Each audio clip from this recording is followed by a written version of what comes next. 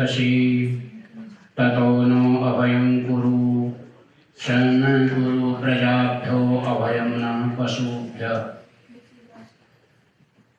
मेरे समक्ष बैठे हुए आर्य जगत के शिरोमणि शीर्षस्थ आर्य सन्यासी, हमारी सार्वदेशिक सभा के प्रधान माननीय श्री स्वामी आर्यवेश जी, मेरे ही समक्ष बैठे हमारी सार्वदेशिक सभा के महामंत्री आदरणीय श्री प्रकाश आर्य जी, इसी मंच पर उपस्थित अभी विचार दे रहे थे सभी विद्वान और यहाँ का नेतृवृंद, आर्य प्रतिनिधि सभा, अमेरिका का समस्त अधिकारी वृंद, उपस्थित भद्र पुरुषों, कल से और आज तक मैं आप सबके विचार सुन रहा हूँ बराबर, और बहुत सी समस्याएं भी इसमें आप सब ने स्थापित की अपने विचारों में कि ये समस्याएं हमारी सामाजिक हैं। बहुत से अच्छे उत्तम विचार भी आपने दिए कि हम किस तरीके से अपने समाज को, मानवीय जाति को आगे बढ़ा सकते हैं। वेदों में इतिहास है कि नहीं है, महिलाओं की समस्याएं आपके सामने आई कि वो घर गृहस्थी में रहते हुए कैसे वो आध्यात्मिक बन सकती हैं। इस प्रकार से बहुत विचार आपने विद्वानों के मुख से सुने। मैं एक दृष्टांत के माध्यम से एक बात कहना चाहता हूँ। जैसे अपने इस सभा मंडप में बहुत से देशों के लोग यहाँ बैठे हुए, कोई ऑस्ट्रेलिया से कोई भाई आए, कोई मॉरिशस के आए हुए, भारत से आए हुए, अमेरिका के व्यक्ति यहाँ पर उपस्थित हैं, और भी कई देशों से यहाँ पर आए हुए होंगे। तो इसी प्रकार से कुछ व्यक्ति एक चौपाल में बैठे हुए थे, 5-7 देशों से आए हुए थे और अपने अपने देश की वो प्रशंसा कर रहे थे और कह रहे थे कि हमारे देश में ये फल हुआ करते हैं। किसी ने कहा हमारे यहाँ लीची बहुत अच्छी होती है। मैं इंडोनेशिया गया पिछले 4-5 साल पहले, तो एक पेड़ मैंने ऐसा देखा, बहुत बड़ा वृक्ष था। लीची का इतना बड़ा पेड़ मैंने कहीं नहीं देखा। जैसे वट वृक्ष होता, इससे भी बढ़ करके वो था, परंतु आधा पेड़ एक साल फल देता और आधा पेड़ अगले वर्ष फल देता है। इस प्रकार का वो पेड़ था, बहुत विस्तृत पेड़ था। तो किसी ने कहा कि हमारे यहाँ लीची बहुत होती है। दूसरे भाई ने कहा कि हमारे यहाँ पर क्या नाम है, केला बहुत होता है। किसी ने कहा है कि अनार है, संतरा है, ये सब फल हमारे यहाँ ऐसे ऐसे होते हैं। तो भारत वाले से पूछा गया कि बतलाइए कि आपके यहाँ कौन सा फल होता है? तो कहने लगे हमारे यहाँ आम होता है। फिर अगले ने कहा कि हमारे यहाँ सेब होता है। तो फिर कहता उत्तर देता बढ़ती आम होता है। हर बात का उत्तर वो आम के रूप में देता था। तो कहने लगे भाई तुम तो एक ही आम गिनाते हो और हमने तो कई फल गिना दिए। तो वो व्यक्ति कहता है कि अभी तो केवल मैं उत्तर प्रदेश के सहारनपुर जिले के आम गिना रहा जो 250 प्रकार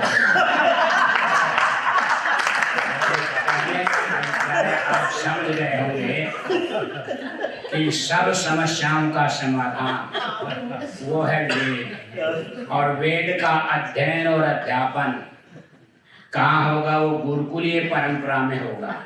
अभी हमारे पंडित जी कह रहे थे कि वेदों में इतिहास है कि नहीं है। बहुत अच्छा प्रश्न उठाया इन्होंने। व्यास कहता है कि तत्र इतिहासम आचक्षते इत्यैतिहासिका, कि इस विषय में क्या है, 2 प्रकार का इतिहास है। क्या? एक मानवीय इतिहास है और एक शाश्वत इतिहास है। जैसे इन्होंने शाश्वत इतिहास का उदाहरण दिया, कौन सा? कृतं च सत्यं च विधातपसोऽध्यजायत। यह बात इन्होंने समझाई और कही। और मानवीय इतिहास जैसे कि भाई राम राजा था और दशरथ का पुत्र था। तो इस प्रकार का इतिहास वेदों में नहीं है, परंतु ये जानकारी हमें कहाँ से मिलेगी? ये गुरुकुलीय परंपरा से मिलेगी। आप सभी भाई यहाँ जानते हैं इस बात को कि मैं यहाँ प्रतिवर्ष आता हूँ, और इसलिए आता हूँ, मैं 8 संस्थाएं इस समय चला रहा हूँ, और इन 8 संस्थाओं में हम आर्ष परंपरा से ही वेद पढ़ाते हैं, व्याकरण पढ़ाते हैं, दर्शन पढ़ाते हैं। आर्ष का मतलब था कि ऋषि भी प्रोक्तम आर्षम अतो विपरीतम अनार्षम। जैसे उदाहरण के तौर पर जो भाई संस्कृत और व्याकरण पढ़े हैं वो इस बात को समझने की कोशिश करें, और मैं सरल ढंग से बताने की कोशिश करूंगा कि आप सबको बात समझ में आ जाए। व्याकरण शास्त्र का एक ग्रंथ है धातु पाठ, मूल ग्रंथ है, जिसमें छोटी छोटी धातुएं हैं और जिनसे शब्द बनाए जाते हैं। जैसे पठ धातु है, मूल में पठ है परंतु पठती बन गया। जैसे वद धातु है, मूल में वद धातु है परंतु वदती बन गया। इसी प्रकार से सैकड़ों धातुएं नहीं हजारों धातुएं हैं और उनसे शब्द बनाए जाते हैं। तो इस प्रकार का जो धातु पाठ जो मूल ग्रंथ है उसके पढ़ाने की दो प्रक्रियाएं हैं। क्या, एक तो उसके दो व्याख्यात ग्रंथ है, एक तो आख्याति का जो ऋषि दयानंद ने बनाया और एक उसके ऊपर माधव्य धातु वृत्ति है। मैं एक बार पाठ पढ़ा रहा था गुरुकुल गौतम नगर में ब्रह्मचारियों को व्याकरण का ही। जैसे मैं पढ़ा रहा हूँ मेरे सामने श्रेणी बैठी हुई है और एक अपने आर्य समाज के विद्वान आप सब परिचित धर्मवीर जी अजमेर वाले, वो अचानक आ गए और आकर के मेरे सामने एक कुर्सी पड़ी थी, वो बैठ गए। तो मैंने बैठे बैठे मैंने नमस्ते किया, बैठी आप। मेरा पाठ चलता रहा 10-5 मिनट और मैंने क्योंकि पाठ का उपसंहार करना था वो किया। तो धर्मवीर जी कहते हैं कि क्या पढ़ा रहे हो, जैसा अपनी शैली। मैंने कहा कि मैं तो आख्यातिक पढ़ा रहा हूँ। तो माधव्य धातु वृत्ति क्यों नहीं पढ़ा रहे, वो भी तो व्याकरण का ही ग्रंथ है, वो तो धातुओं के ऊपर है। मैंने कहा धर्मवीर जी देखो मैं क्या बतलाऊं, आप तो परिचित ही हमारे साथ रहे हैं, पढ़े हैं, सब कुछ है, परंतु जहाँ तक मेरा अपना विचार है कि ऋषि दयानंद ने आख्यातिक इसलिए लिखा है कि जिससे कि हम आख्यातिक के माध्यम से वेद तक पहुँच जाएं।